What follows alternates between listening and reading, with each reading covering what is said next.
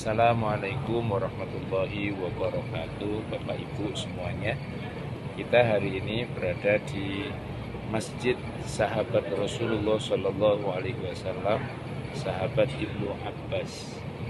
Beliau adalah sepupu Rasulullah Shallallahu Alaihi Wasallam yang menjadi ulama, yang menjadi rujukan para ahli tafsir, dan beliau adalah tinggal di kota Taif. Ini adalah kota Taif. Penampakan masjidnya adalah seperti ini.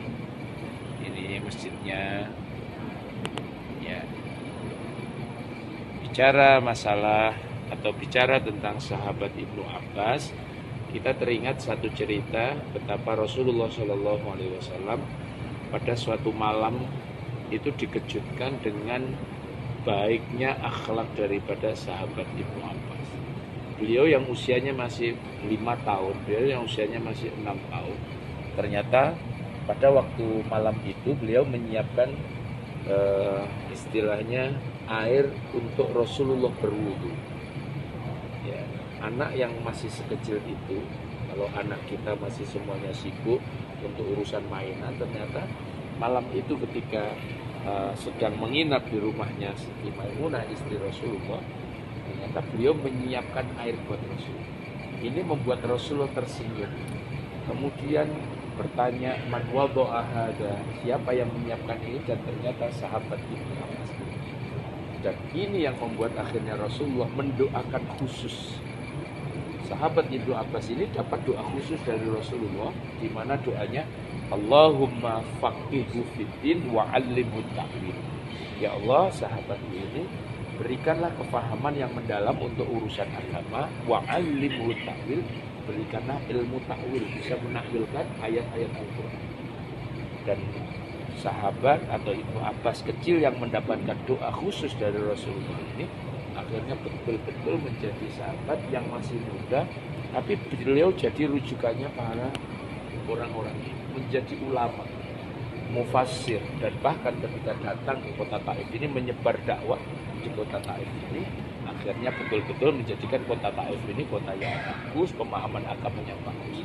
Padahal sebelumnya kita tahu tadi dari sejarah perjalanan ziarah ke sini tadi, kota Taif ini adalah kota yang sebenarnya awalnya itu diinginkan Rasulullah bisa membantu dakwah Rasulullah, tetapi justru ketika Rasulullah datang ke sini itu ternyata dilempari batu, diusir, berdarah, sampai tadi akhirnya Rasulullah bersembunyi atau menepi di satu masjid namanya Masjid Kuk. Masjid Kuk itu sebenarnya sikunya Rasulullah. Jadi batu yang Rasulullah itu ketika berdarah menyandarkan sikunya ke batu, batu itu jadi lumer. Jadi batu yang keras itu tiba-tiba jadi lumer yang tadi kita lihat yaitu di Masjid Kuk. Tapi karena sahabat Rasulullah yang namanya Ibnu Abbas ini akhirnya ada satu peristiwa juga ketika Rasulullah dilempari batu.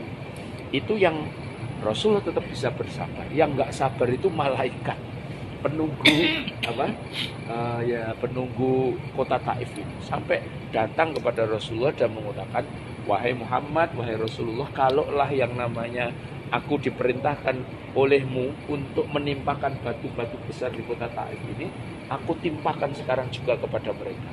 Apa jawabannya Rasul? Jangan. Innahum qaumun la ya'lamun. Mereka belum ngerti, mereka belum paham. Justru akhirnya didoakan. Seperti ceritanya Cak Mat tadi, orang-orang sini itu didoakan. Ini sebenarnya di hari Maulid, hari ini Maulid. Ini sebenarnya memberikan yang namanya kepada kita satu teladan. Kalau kita disakiti orang, ojo bales. Halo. Lek dilokne wong ojo tambah bales. Lek dipukul dibales ora? Lek ditangkis